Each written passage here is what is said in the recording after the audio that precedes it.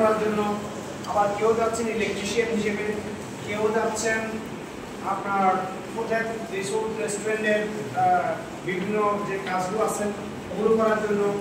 এখন কেউ সুপার শপে যাচ্ছেন, সুপার শপে যাচ্ছেন কেউ আছে? হ্যাঁ, হাউস হোল্ডে গৃহস্থলী কার্যক্রম, ড্রাইভিং ড্রাইভিং কেউ আছেন? ড্রাইভিং না। আপনি কি আগে বিদেশ ছিলেন? আগে কোন দেশে ছিলেন? কোন দেশে? সৌদিতে ছিলেন, আবার মাঝখানে গ্যাপ এসে গেছিলেন, আবার যাচ্ছেন। এখন দেখেন এই যে ব্যাংক চ্যানেলটা আমরা কেন শুরু করেছি সেটা বুঝতে হবে আপনাকে। আমরা বর্তমানে যে বাংলাদেশে আছি,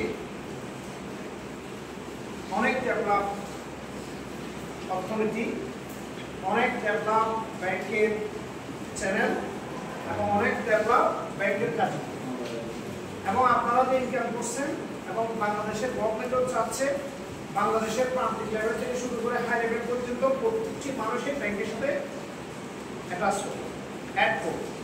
অর্থাৎ ব্ল্যাক মানি যেন না থাকে, সব টাকার হিসাব যেন বাংলাদেশে থাকে, যেন ডিসিশন নিতে পারে। এই জন্য আপনাদেরকে ব্যাংক চ্যানেলের মাধ্যমে টাকা পাঠাতে হবে এবং হুন্ডি অ্যাভয়েড করতে হবে। হুন্ডি কেন অ্যাভয়েড করবেন? আপনারা যদি হুন্ডির মাধ্যমে টাকা পাঠান, ওই টাকা লস হওয়ার সম্ভাবনা আছে, আছে নাকি? আছে। যার মাধ্যমে টাকা পাঠিয়েছেন উনি হয়তো পালিয়ে চলে যেতে পারে, ওনাকে আপনি চিনেন না, চিনলেও যেহেতু আপনি অবরোধ করেছেন হুন্ডির টাকা পাঠিয়ে, উনি যদি কোনো কারণে আপনার সাথে বিক্রি করে, আপনার আইনগত কোনো প্রতিকার আপনি পাবেন না। পাবেন? আপনারা কেউ আইনগত প্রতিকার পাবেন না। আপনি যদি বলেন আমি 50 লাখ টাকা বা 5 লাখ টাকা হুন্ডিতে পাঠিয়েছি, এই টাকা দিচ্ছে না, আপনি পুলিশ আপনাকে ধরে নিচ্ছে, তাহলে আপনি কি টাকা পাবেন? যেমন আপনি যদি কারোর সাথে কোনো পার্সনকে খুন করার জন্য বা মার্ডার করার জন্য যদি চুক্তি করেন, ওখানে যদি টাকা দেন, উনি যদি মার্ডার না করে, আপনি কি ওই টাকা উদ্ধার করতে পারবেন? আইনগত কোনো প্রতিকার পাবেন? হুন্ডি আছে, আপনি হুন্ডি যদি পাঠান, ওই টাকা যদি আপনার পরিবারে না পৌঁছে কিংবা দেওয়ার সময় উনি পুলিশের হাতে অ্যারেস্ট হয়, বিভিন্ন গোয়েন্দা সংস্থার হাতে অ্যারেস্ট হয়, ওনার সব টাকা পুলিশ নিয়ে যায়, তখন আপনাকে সেই টাকা দিতে পারবে না। তখন আপনি কি করবেন? লুজার হবেন। আপনি ওই টাকা প্রতিকার চেয়ে মামলাও করতে পারবেন না, থানায় কোথাও যেতে পারবেন। এই জন্য আপনার টাকা রিস্ক আছে হুন্ডিতে টাকা পাঠালে। সেকেন্ডে তো আপনি যদি হুন্ডিতে টাকা পাঠান, দেশের অর্থনীতি পঙ্গু হয়, কালো টাকার উৎপত্তি হয়। তো অর্থনীতি কিভাবে পঙ্গু হয়? হুন্ডিতে যখন টাকা পাঠাবেন, এই টাকা কিন্তু আসবে না, আসলে টাকাটা কোথায় রয়ে যাবে? বিদেশে রয়ে যাবে। যে সৌদিতে ছিল ভাই, আপনি আপনার অ্যাটেনশন দিচ্ছি, আপনি যখন বিদেশে ছিলেন, যেমন হুন্ডিতে টাকাটা কিভাবে আসে দেন? হুন্ডিতে টাকা আসে এভাবে, আপনি রিয়াল সৌদি আরব থেকে রিয়াল যে অর্জন করেছেন, ওই টাকাটা ব্যাংক চ্যানেলের মাধ্যমে যদি বাংলাদেশে পাঠান, আপনার ফ্যামিলিতে পাঠান, তাহলে বাংলাদেশের রেমিটেন্স আসবে। আমরা এই রেমিটেন্সের টাকা এবং এক্সপোর্ট করে যে আমরা টাকা পাই, ডলার বা বিভিন্ন ডলার বিদেশি মুদ্রা পাই, ওগুলো দিয়ে আমরা যে মালগুলো বিদেশ থেকে কিনি, বিভিন্ন যে ইন্টারন্যাশনাল পেমেন্ট করতে হয়, এগুলো আমরা করি। এখন আপনার টাকাটাই দেশে আসবে না, তাহলে আমাদের রেমিটেন্স পারবে? পারবে না। কেন পারবে না? আপনার বিদেশি টাকাটা হুন্ডিওয়ালা ওখানেই নিয়ে রেখে দিচ্ছে, আপনাকে দেশে বলে দিচ্ছে যে ওখান থেকে টাকাটা নিয়ে নাও, তাহলে বিদেশি টাকাটা তো আমার দেশের অ্যাকাউন্টে আসলো না। ঠিক আছে? উল্টো কালো টাকা তৈরি হয়েছে। এই ব্ল্যাক মানি তৈরি হওয়ার এই যে নির্বাচন এবং বিভিন্ন যে মার্ডার, বিভিন্ন যে অপরাধ সংগঠিত হয় দেশে, এই সব অপরাধের পিছনে কিন্তু ব্ল্যাক মানি। এই সব অপরাধের পিছনে কি থাকে? ব্ল্যাক মানি, আনকাউন্টেবল অ্যামাউন্ট, এগুলোকে বলে এই টাকাগুলো আমাদের অর্থনীতির হিসাবে নেই, যার কারণে যে কোনো ধরনের অপরাধ কর্মকাণ্ডের সাথে এগুলো ব্যবহার করা হয়। তাহলে আপনাদেরকে দেশকে ভালোবাসতে হবে, দেশের অর্থনীতিকে বাঁচাতে হবে, আর নিজেকেও বাঁচতে হবে।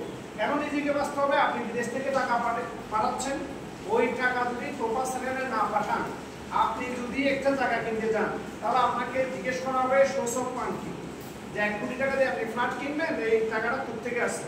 আপনি বলবেন আমি সৌদি আরবে ব্যবসা করে কামিয়েছি, আমি চাকরি করে কামিয়েছি। আমরা 3 ভাই বিদেশে থাকি, টাকায় পাবেন। এখন জিজ্ঞেস করা হবে আপনার সোর্স অফ ফান্ডের রেজিস্ট্রেড স্টেটমেন্ট ওটা দেন, তখন আপনি হুন্ডিতে টাকা পাঠাইলে ওই স্টেটমেন্ট কি দিতে পারবেন আপনারা? পারবেন না। তাহলে কি আপনি ফ্ল্যাট কিনতে পারবেন? আবার আইন কত জটিলতায় পড়বেন। ওই ব্ল্যাক মানিকে হোয়াইট মানি করার জন্য সরকারকে ট্যাক্স দিতে হবে, উকিলকে টাকা দিতে হবে, অনেক জায়গার মধ্যে পড়ে যাবে। তাহলে একটা বিল্ডিং করতে গেলেন এলাকায় বা পৌরসভা অথবা জেলা সদরে, আপনি ওই বিল্ডিং করার জন্য ধরেন 5 কোটি টাকার একটা প্রজেক্ট নিয়েছেন, আপনারা বলেন 4 ভাই 5 ভাই সব বিদেশে আছে, ওই 5 কোটি টাকা আপনাদের আছে, আপনি একটা বিল্ডিং করবেন, কিন্তু বিল্ডিংটা যখন করতে গেলেন দেখা গেল কি আপনার অনুমোদন এবং এই প্রজেক্টের টাকাটা করতে গেলে আপনাকে জিজ্ঞেস করবে। তখন আপনি যদি প্রপার চ্যানেল মেনটেন করতে না পারেন, অর্থাৎ প্রপার সোর্স অফ ফান্ডের এগেইনস্টে ডকুমেন্ট দিতে না পারেন, আপনি বিপদে পড়বেন।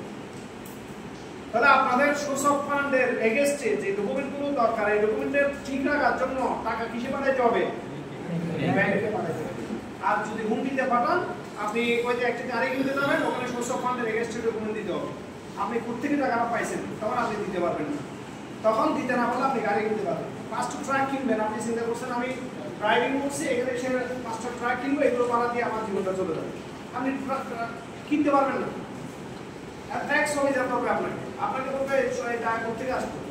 এখন যখন আপনি ট্রাক কিনলেন, যে ট্রাকের মালিক আপনাকে ঋণ লাগবে, আর ঋণ লাগলে আপনি ঋণ করতে গেলে দেখবেন আপনার টাকা কোথেকে কি আসবে না আসবে সব বেরিয়ে যাবে। তাহলে আপনার নিজের নিরাপত্তার জন্য, দেশের নিরাপত্তার জন্য, দেশের উন্নয়নের জন্য টাকা কিসে পাঠাইতে হবে? ব্যাংকের মাধ্যমে পাঠাইতে হবে। এটা কি বুঝতে পেরেছেন? হ্যাঁ। তাহলে আমার রেমিটেন্স যদি পাঠান, আরেকটা সুবিধা হলো আমাদের দেশ তৃতীয় বিশ্বের দরিদ্রতম দেশ। এ দেশে আমরা নিজে বেশি